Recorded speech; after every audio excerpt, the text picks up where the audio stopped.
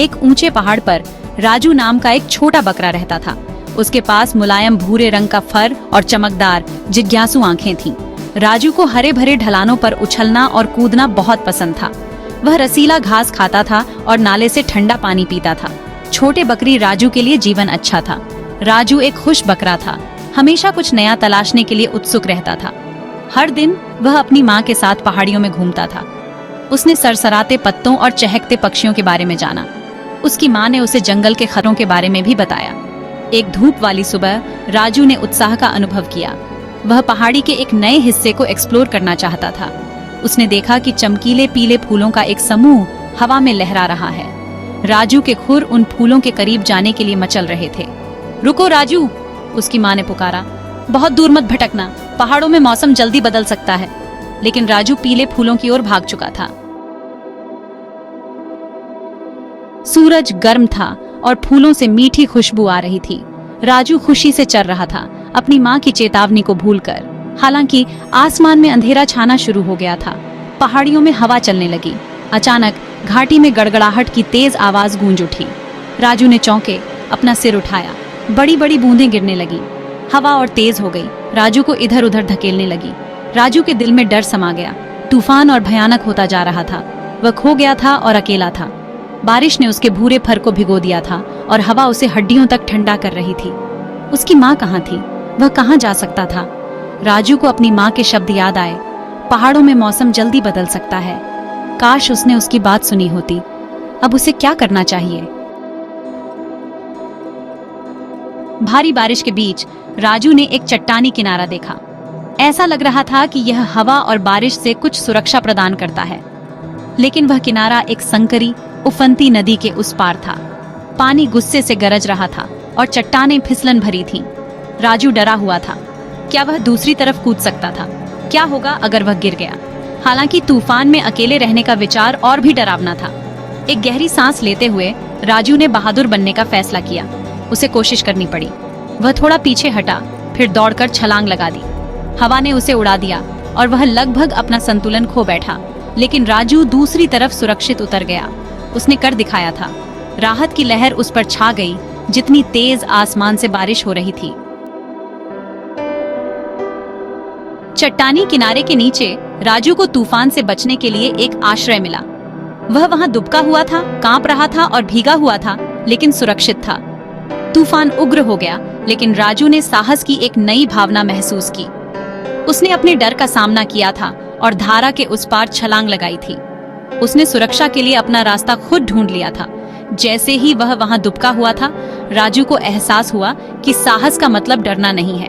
यह उस काम को करने के बारे में था जो करने की जरूरत है, तब भी जब डर लगे। यह आपकी प्रवृत्ति पर भरोसा करने और खुद पर विश्वास करने के बारे में था। राजू ने अपनी आंखें बंद कर लीं। खुद को पहले से कहीं अधिक बहादुर महसूस कर रहा था। भाग 5, साहस की प्यास। तूफान आखिरकार थम गया। अपने पीछे एक ताजी साफ खुशबू छोड़ गया। राजू किनारे के नीचे से बाहर निकला। बादलों के पीछे से सूरज झांक रहा था, आसमान को चमकीले रंगों से रंग रहा था। राजू को भूख और प्यास लगी थी। उसे घर वापस जाने का रास्ता खोजने की जरूरत थी। वह जानता था कि उसकी माँ चिंतित होगी। चलते चलते उसने एक अजीब सी बात देखी। वह धारा जो तूफान से पहले एक धारा थी, अब एक उग्र धार थी। उसे पार करना असंभव था। वह अपनी माँ के पास कैसे वापस जाएगा? भाग 6, सूखी हुई धारा। राजू धारा के किनारे किनारे चला, बेतरतीब ढंग से पार करने का रास्ता खोज रहा था। वह घंटों तक चला, लेकिन धारा बहुत चौड़ी थी और धारा बहुत तेज थी। तभी जब उसकी उम्मीद कम होने लगी तो उसने कुछ देखा। धारा जो कुछ देर पहले ही बह रही थी, अब कम होने लगी थी। जल स्तर नीचे जा रहा था। राजू को याद आया कि उसकी माँ ने उसे एक बार क्या कहा था। कभी कभी उसने कहा था, सबसे बहादुर काम धैर्यपूर्वक प्रतीक्षा करना होता है। तो राजू ने इंतजार किया। उसने धारा के पास घास का एक टुकड़ा पाया और धैर्य रखने की कोशिश करते हुए उस पर कुतरने लगा। भाग 7, डर का सामना, पानी ढूंढना। जैसे जैसे सूरज आसमान में ऊपर चढ़ता गया, धारा का जल स्तर गिरता गया। अंत में राजू ने उसे देखा। धारा के पार एक रास्ता। पानी अभी भी तेजी से बह रहा था, लेकिन पार करने के लिए इतना उथला था। राजू ने एक गहरी सांस ली। तूफान के दौरान उसने जो विश्वास की छलांग लगाई थी उसे याद करते हुए उसने अपनी सारी हिम्मत जुटाई और तेज पानी में उतर गया। धारा तेज थी, लेकिन राजू अपनी जगह पर डटा रहा। उसने अपने पैर चौड़े किए और धीरे धीरे और स्थिर रूप से आगे बढ़ा। अंत में वह दूसरी तरफ पहुंचा, भीगा हुआ और थका हुआ लेकिन सुरक्षित। भाग 8 पहाड़ों का हीरो। जैसे ही राजू अपनी पहाड़ी की जानी पहचानी ढलानों पर चढ़ा, उसने देखा कि उसकी माँ उसकी ओर दौड़ रही है। राजू, वह रोई। उसकी आवाज राहत से भरी हुई थी। मुझे बहुत चिंता हो रही थी, तुम कहाँ थे? राजू अपनी माँ के बगल में झुक गया, सुरक्षित और प्यार महसूस कर रहा था।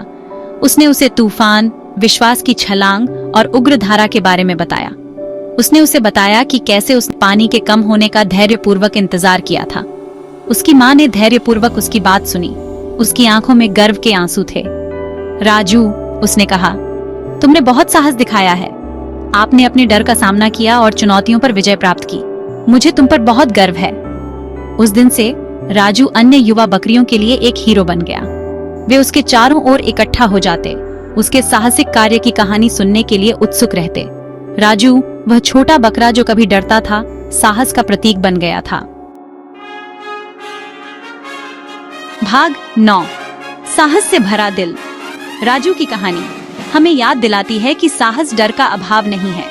यह अपने डर का सामना करने और वह करने के बारे में है जो करने की जरूरत है। यह खुद पर विश्वास करने और अपनी प्रवृत्ति पर भरोसा करने के बारे में है। हम सभी के दिलों में थोड़ा सा राजू है। कभी कभी जीवन हमारे रास्ते में तूफान लाता है और हम खोया हुआ और भयभीत महसूस करते हैं, लेकिन राजू की तरह हमारे पास अपनी चुनौतियों को पार करने की ताकत है। हमें बस अपने भीतर गहराई तक जाने की जरूरत है और वह पहला कदम उठाने की हिम्मत जुटानी होगी, विश्वास की छलांग लगानी होगी। और जब हम ऐसा करते हैं तो हम पाएंगे कि हम जितना सोचते हैं उससे कहीं अधिक बहादुर हैं।